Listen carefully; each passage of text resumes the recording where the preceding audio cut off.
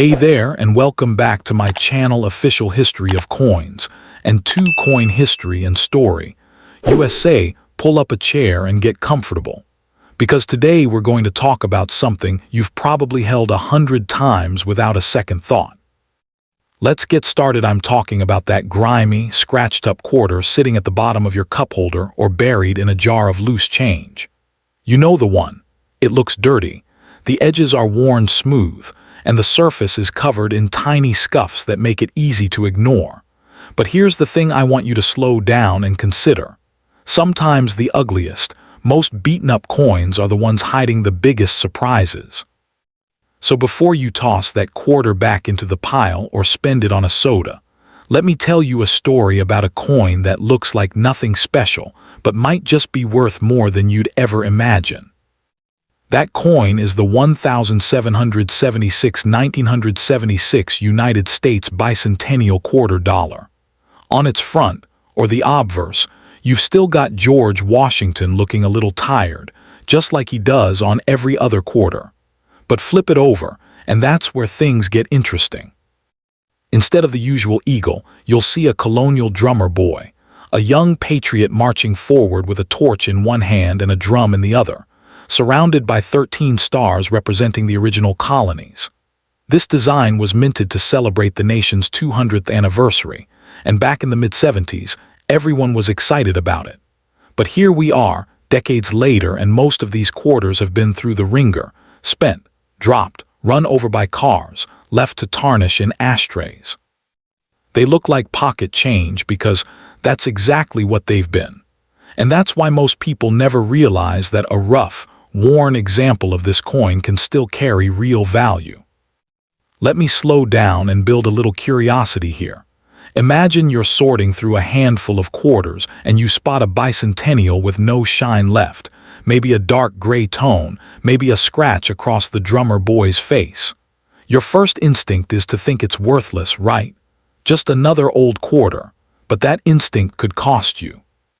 Depending on the mint mark, the condition, and a few tiny details I'm about to show you, that same ugly, dirty quarter could be worth $850 or more to the right collector. I'm not talking about perfect, gleaming coins fresh from a mint set. I'm talking about coins that have lived a hard life, the kind you'd almost throw back. Collectors call them circulated, but that doesn't mean they're empty of value. So let's take a breath and actually look at what makes this coin different. First, a little background. The Bicentennial Quarter was minted in 1975 and 1976, but every single one of them carries the dual date 1776-1976. That's your first clue. If you see those 2 years together, you're holding a coin made specifically for the 200th birthday of the United States. The government made a huge deal out of this, releasing special designs for the quarter, half-dollar and dollar coin. But unlike the half-dollar and the Ike dollar, the Bicentennial Quarter actually circulated widely. Millions upon millions were struck at the Philadelphia, Denver, and San Francisco mints. The San Francisco mint made proof versions and silver-clad versions, and those are the ones that tend to be worth more. But here's what most people miss. Even the regular copper-nickel quarters from Philly and Denver, the ones that look like they've been through a washing machine, can still surprise you. And that surprise starts with checking a few visible details.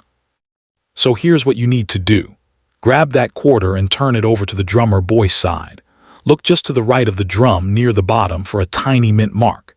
If you see an S, that means it was struck in San Francisco, and those are the ones that can climb higher in value. A D means Denver, and no mint mark at all means Philadelphia. Now look at the drummer boy's face, the drumsticks, the torch flame. Are they still somewhat defined, or are they completely flat? A coin that's been heavily worn might still bring $1,300 if it has the right mint mark and a little bit of detail left.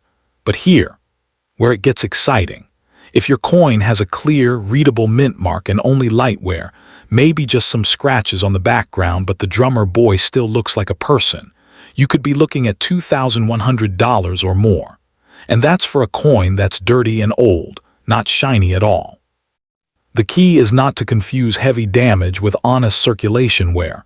A scratch from a pocket knife is bad, but soft, even smoothing from years of being spent at corner stores. That's just character. I want to repeat this because it's important. Even ugly coins can have real value. You don't need a coin that looks like it was minted yesterday. In fact, some collectors specifically look for circulated bicentennial quarters because they feel more authentic, more like a piece of history that actually passed through people's hands.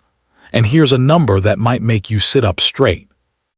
A circulated bicentennial quarter with a strong strike and the right combination of details, say, a San Francisco mint mark and very little wear on the high points of the drum and torch, can reach $3,400 in the right market. That's not a fantasy. That's real sales data from auctions and dealer networks. And if you happen to find one that's been tucked away in a drawer for 40 years, with almost no wear and just a little natural tunning, you could be holding a coin that pushes past $4,700. That's nearly $5,000 for a quarter that most people would call pocket lint. But before you get too excited and start scrubbing that coin with baking soda or vinegar, stop right there. Do not clean it. I'm going to say that again because it's the most important warning I can give you. Do not clean your bicentennial quarter. Cleaning scratches the surface, removes the natural patina, and destroys the very details that give the coin value. A collector would much rather see a dirty, honest coin than one that's been scrubbed within an inch of its life. So leave it exactly as it is. Don't polish it, don't dip it in anything, don't even rub it with a cloth. Just set it aside somewhere safe. If you want to get a better look, use a magnifying glass and good light, but no chemicals, no abrasives. A cleaned coin can drop from $1,000 treasure to a 50-cent piece in the blink of an eye. Trust me on this. So here, where we end up. That dirty, scratched, worn-looking quarter in your change jar might be nothing. Most of them are worth exactly 25 cents, and that's fine. But some of them, the ones with the right mint mark, the right level of wear, and a little bit of luck, carry real, surprising value. We're talking $850, $1,300, $2,100, $3,400, and even $4,700 or more for the right coin in the right condition. The only way to know is to slow down, flip it over, and look closely. Don't clean it. Don't spend it. Just take a moment to appreciate that even the ugliest coin can hide a story worth telling. Thanks for hanging out with me today. Now go check your pockets. Next coin, let's start by looking directly at the coin itself. The 1980p Susan B. Anthony dollar. If you've ever held one, you already know what I'm talking about. It's small, thinner than a quarter, and has a dull, almost leaden gray color that makes it look like a cheap token rather than real money. The surface is often worn down, with scratches running across Susan's hair, her cheek, and the eagle on the reverse. The edges are soft, the lettering is faint, and the overall impression is one of damage and neglect. Most people see this coin and immediately assume it's worthless, maybe even a fake, because it doesn't shine like a modern dollar or feel heavy like the old silver dollars. That misjudgment is exactly why I want to take a few minutes to break down what you might actually be holding, because that ugly, beat-up, forgotten coin could be worth far more than you think. The reason this coin gets overlooked is partly its own fault. The Susan B. Anthony dollar was introduced in 1979 to replace the bulky Eisenhower dollar, but the public hated it. It was too close in size and color to a quarter, leading to constant confusion at vending machines and cash registers. By 1980, the mint was still producing them, but nobody wanted to use them. The 1980p version, struck at the Philadelphia Mint, was released into a world that had already decided the Anthony dollar was a failure. Millions of them sat in bank vaults, and many of those that did circulate ended up treated like nuisances, spent reluctantly, stored in jars, or even used as washers in a pinch. That history of rejection means that most surviving examples are heavily circulated, with visible nicks, rim dings, and that dull, dirty patina that comes from decades of being ignored.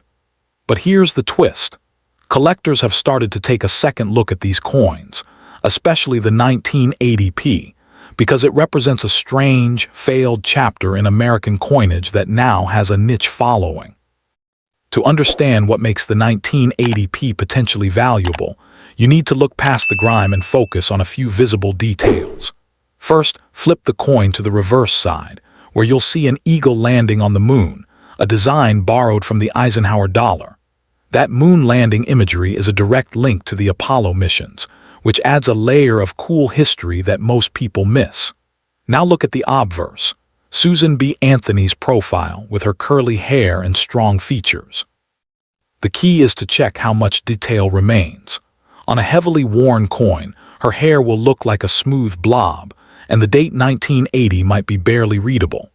But if you find an example where the hair strands are still distinct, where the letters in Liberty are sharp, and where the mint mark P, just to the right of Anthony's neck, is clearly visible, then you have a coin that has survived in better shape than 99% of the ones out there.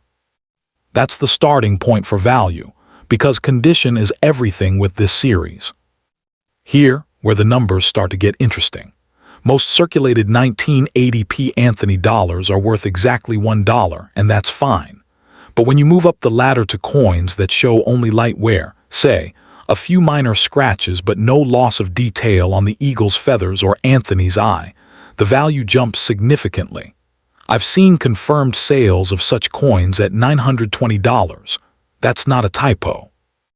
A clean, lightly circulated 1980p with good luster and no major damage can bring $1,650 from a collector who specializes in modern rarities. Move up to an example that's been carefully stored and shows only the faintest rub on the highest points, what dealers call AU, or about uncirculated, and you're looking at $2,750. And if you happen to have a coin that was never released into circulation, with full mint luster and no wear at all, the price can climb to $3,850. But wait, there's one more level. A flawless, gem-quality 1980p Susan B. Anthony dollar, graded MS65 or higher by a professional service, can reach $4,900 or more, especially if it has a strong strike and no distracting marks. Now you might be thinking, but my coin is ugly, it's scratched and dull. And that's exactly my point. Even an ugly, worn coin can still have value if it's been misidentified. Collectors are actively searching for the 1980p because many of them were melted down or lost over the years. The mintage for Philadelphia that year was over 27 million, which sounds huge, but survival rates in decent condition are actually quite low because people treated these coins like trash. So a coin that looks dirty and worn might still grade as very fine or extremely fine if the key details are intact. Don't let the dull color fool you. That gray tone is just the copper-nickel alloy aging naturally, and it doesn't hurt the value at all. What hurts value is cleaning, which brings me to a warning I have to give you with absolute seriousness. Do not clean your Susan B. Anthony dollar. I know it's tempting to take a little baking soda or a jewelry cloth to that dull surface, hopping to make it shine. But cleaning leaves microscopic scratches that permanently alter the coin's surface, and professional graders can spot a cleaned coin from across the room. A cleaned 1980p that might have been worth $1,650 will drop to pocket change instantly because collectors want original surfaces, even if they're dark or slightly stained. If your coin has green gunk or dirt, leave it alone. The only safe thing to do is rinse it gently in distilled water if absolutely necessary, then pat it dry with a soft cloth. No rubbing. Better yet, just put it in a small envelope or a plastic flip and take it to a reputable dealer. They can tell you if it's worth submitting for grading. Cleaning is the #1 way to destroy value, so resist the urge. So let's bring this all together. That 1980p Susan B. Anthony dollar sitting in your old change jar, the one that looks too small and too gray and too scratched to matter, might be hiding a real surprise. We're talking about a coin that can be worth $920, $1,650, $2,750, $3,850, or even $4,900 or more depending on how much detail remains and how well it has survived. The key is to look past the dullness and check the sharpness of the hair, the eagle's feathers, and the mint mark. Don't clean it, don't spend it, and don't assume it's worthless just because it looks beat up. Coins like this one have a strange way of rewarding the patient observer, the person who takes a second glance at something everyone else ignores. Thanks for taking the time to learn about this overlooked piece of American history. Now go find that little gray dollar and take a closer look.